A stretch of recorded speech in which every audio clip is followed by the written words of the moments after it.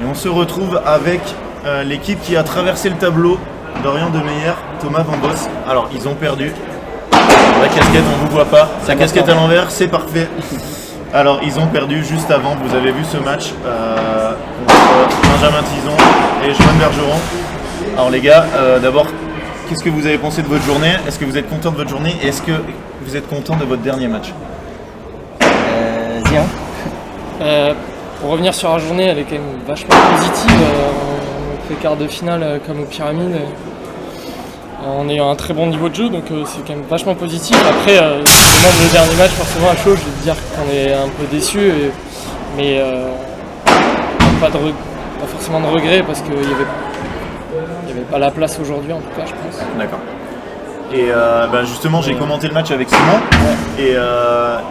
Et qui allait vous mettre une soufflante apparemment. Alors lui, je lui ai demandé le pronostic sur le match, il a dit 7-5-6-3. Il a dit je vais être gourmand, je vais mettre 7-5-6-3 pour Tison Bergeron quand même. Okay. Et voilà, et il était un peu déçu pour vous que vous n'ayez pas réussi à rentrer dans le match, ouais. Entrer dans le match, voilà.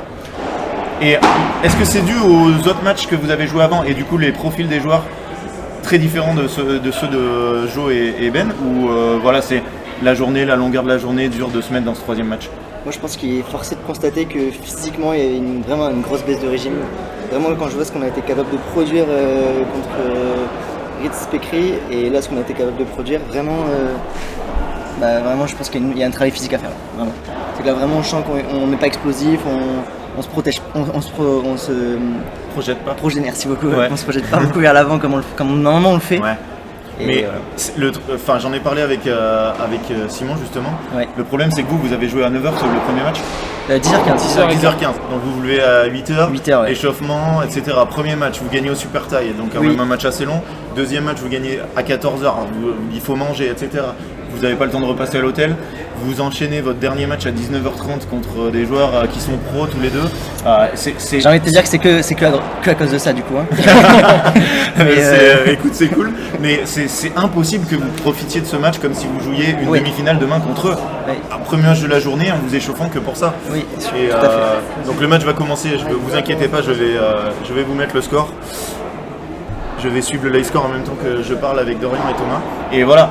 Et ça doit être dur quand vous allez attaquer votre échauffement pour le troisième match, même si c'est génial, c'est un quart de finale de P2Mi contre ces joueurs-là, mais forcément vous n'avez pas la même niaque qu'au premier match. Oui. Et ça c'est peut-être quelque chose à avoir que 2 matchs par jour sur des tournois aussi gros.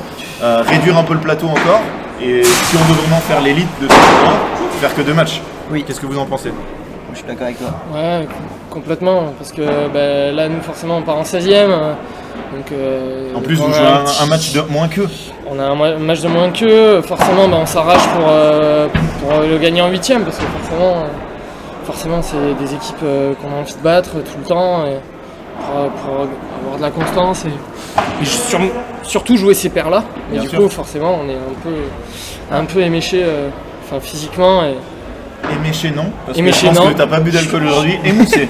Ouais, alors ça doit être le coach qui va être content parce que éméché, on l'est un peu trop souvent. D'accord. Peut-être. Et ouais, justement, donc c'est sûr que vous allez jouer les matchs à fond et essayer de tout donner pour y être à ces matchs, mais ça serait mieux d'en profiter plus et de les jouer, parce que eux, non seulement ont joué un match de moins, mais en plus sont plus forts que vous de base. Donc il y a un déséquilibre qui est créé déjà par le niveau de jeu, et en plus vous avez plus de fatigue dans les jambes. Donc on sait très bien que ça va pas faire tourner le match et que vous auriez pas gagné ce match en ayant joué un match de moins qu'eux, mais forcément je trouve que c'est dommage. Ouais. Et moi j'ai vu vos autres matchs et effectivement vous étiez beaucoup plus agressif, beaucoup plus vers l'avant, et votre jeu a beaucoup progressé ces derniers temps, et là on l'a pas trop vu, forcément dû à l'adversité, mais pas à cause de ces 2 matchs. Tout à fait. Alors on va parler un peu de votre projet. Ça fait combien de temps que vous jouez tous les deux ensemble? Écoute, moi j'ai commencé le paddle avec Thomas. T'as jamais eu d'autres partenaires? Jamais. Régulier, parce que moi je t'ai déjà joué avec d'autres partenaires. Ouais, alors, et bien justement les seules fois où j'ai changé c'était quand c'était à Kazan, non c'était où c'était? Non, à Kazan, c'était à Paddle Touch. À Paddle Touch sur un P1000? Non, sur un P500. Oui, ouais. Ok. Et ouais d'accord, donc c'était il y a combien de temps? 2017.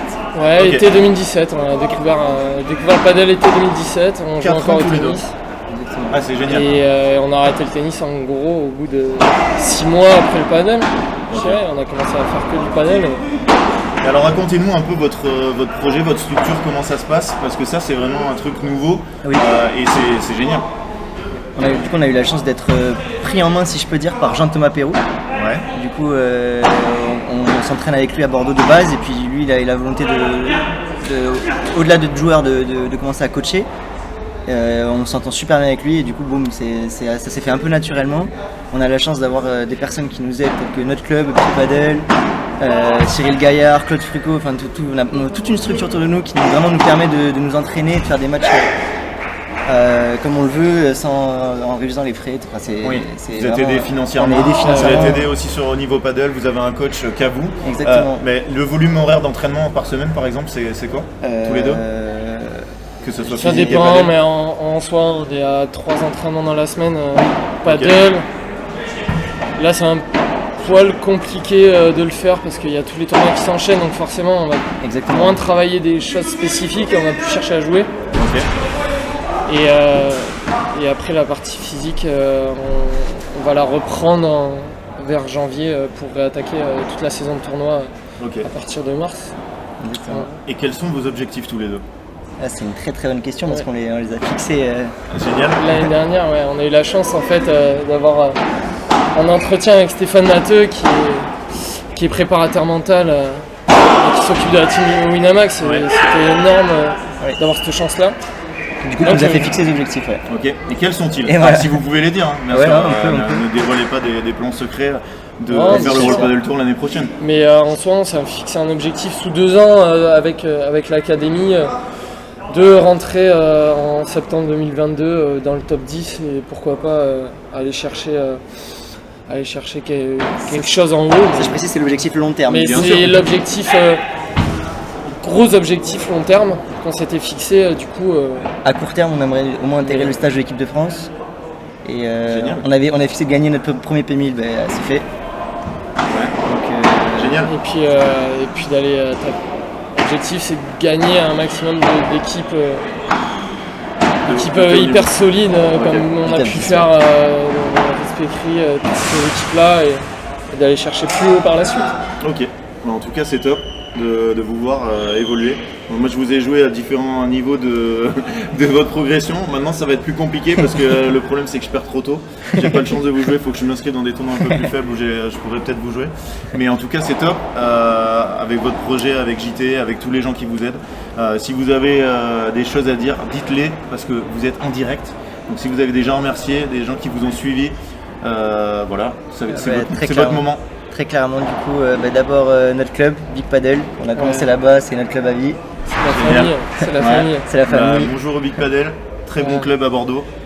Au frère Couvercel et au Maxou Comeil qui gère ça d'une main de maître. Ok. Cyril Gaillard, un ami qui nous aide financièrement mais qui est aussi un ami. D'accord. Claude Frucot qui gère une entreprise à Aquitaine Éclairage. Merci à lui encore de nous suivre, c'est énorme. Ok.